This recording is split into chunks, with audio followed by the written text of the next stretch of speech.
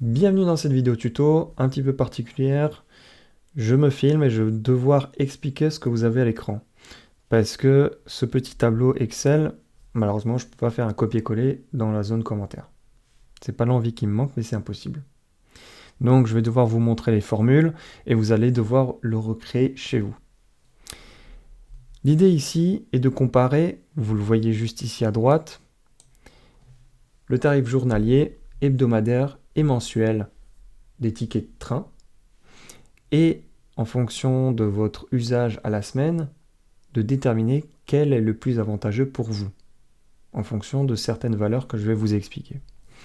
Le tableau s'appuie sur des couleurs assez basiques pour que vous puissiez repérer très rapidement les éléments à modifier et les résultats.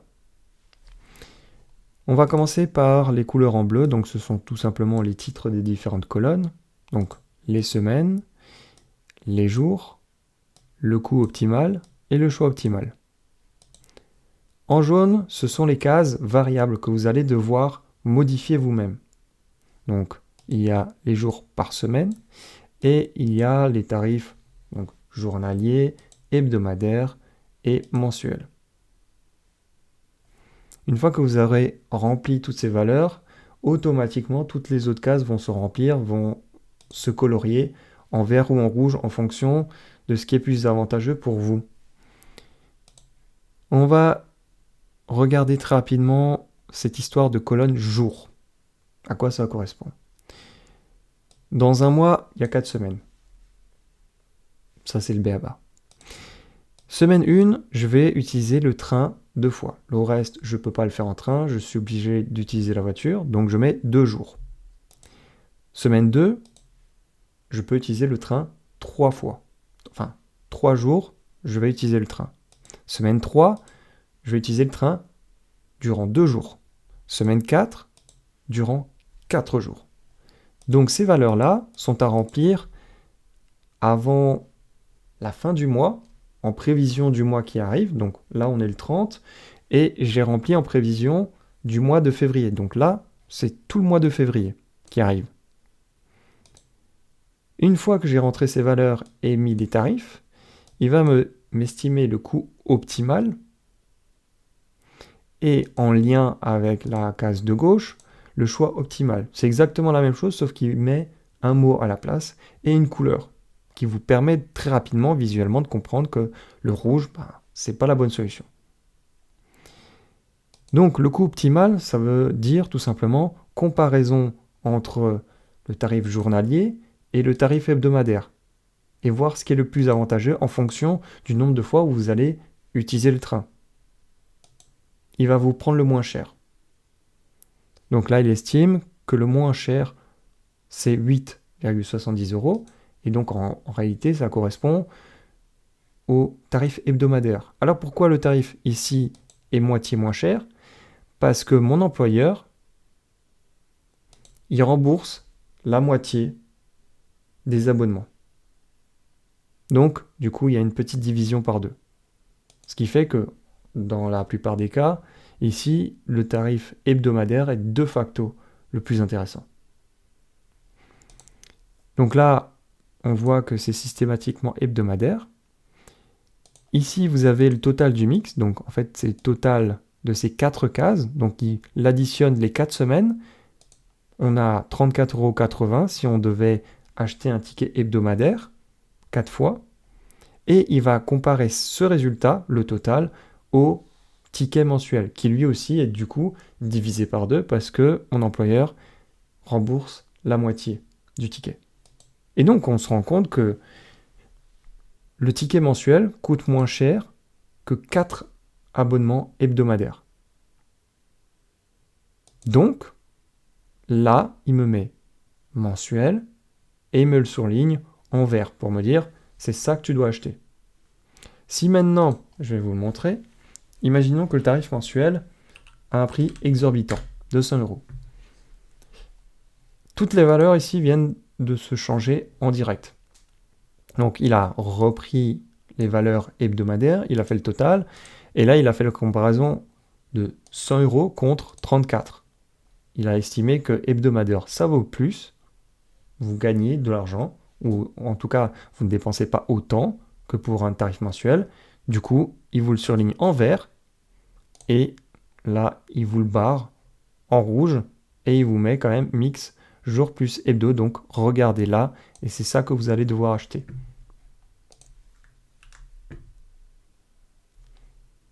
Et si maintenant, on peut imaginer un cas de figure un peu absurde, imaginons que c'est ça, que lui c'est 200 euros, 300 même, soyons fous.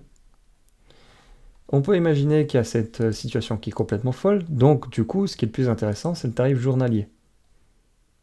Et voilà ce qui se passe. Il va me dire journalier. Ce qui est intéressant, c'est qu'avec ce système-là, il est tout à fait possible d'avoir un tarif hebdomadaire et journalier mix. Si pour X, Y raison, le tarif hebdomadaire est plus intéressant la deuxième semaine, mais par contre, le tarif journalier est plus intéressant la première semaine, il va vous dire, première semaine, vous achetez vos tickets à la carte, pour chaque trajet, et par contre, la semaine 2, vous allez acheter l'abonnement à la semaine. Donc juste pour la semaine 2. Puis ensuite, vous pouvez repasser à du ticket journalier, et ensuite repasser de nouveau à de l'abonnement hebdomadaire.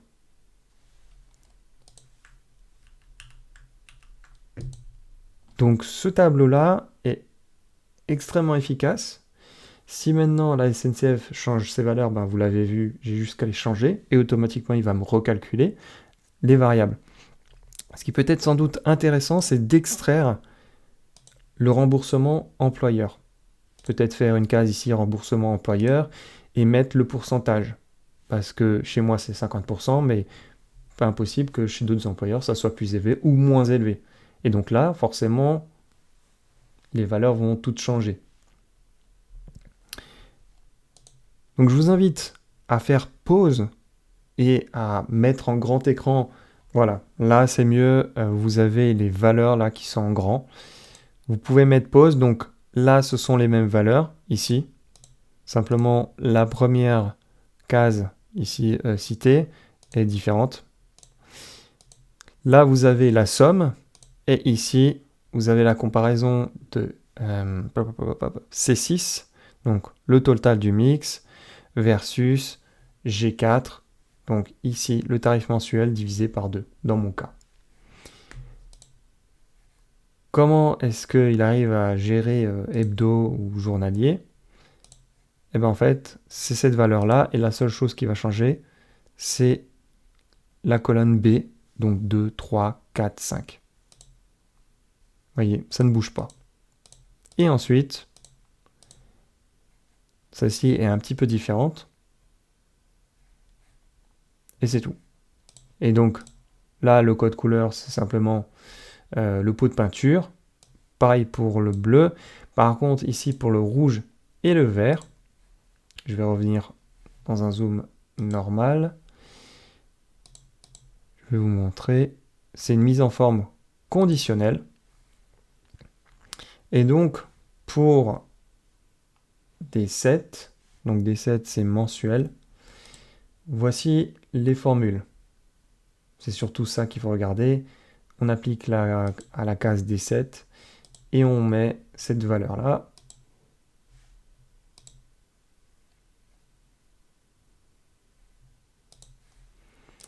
Et vous avez vu qu'elle peut basculer en rouge. Et bien dans ce cas-là, il faut mettre cette valeur-là. Donc c'est sensiblement la même chose, donc toujours D7, la même valeur avant l'égal. Par contre, ce qui change, c'est juste mix, jour plus hebdo. Et pour les 4 petites cellules au-dessus, donc D2 à D5, c'est la même chose, mais en inversé. Voilà, vous voyez, on a choisi la bonne plage. Et ensuite, on met cette valeur-là. Et pareil, pour qu'elle puisse basculer en vert si c'est la bonne chose, la bonne solution. Voilà, donc ça c'est important. Et cette valeur-là. Et le reste, vous pouvez l'ajuster comme vous voulez si les couleurs ne vous conviennent pas. Voilà. Donc j'ai fait le tour de ce petit tableau. J'espère qu'il vous sera très utile, que vous allez pouvoir l'exploiter à fond et pouvoir faire des petites économies. Hein. Vous n'allez pas gagner 200 euros par mois, ça c'est clair, mais au moins vous allez un peu comprendre déjà comment ça fonctionne et surtout vous dire, je mets de l'argent pour quelque chose que je vais vraiment utiliser. Parce qu'on sait très bien que la SNCF se fout un peu de notre gueule sur les tarifs. Donc au bout d'un moment, si les grands de ce monde ne nous respectent pas, on n'est pas tenu de faire des efforts, nous aussi. Très bonne journée à vous.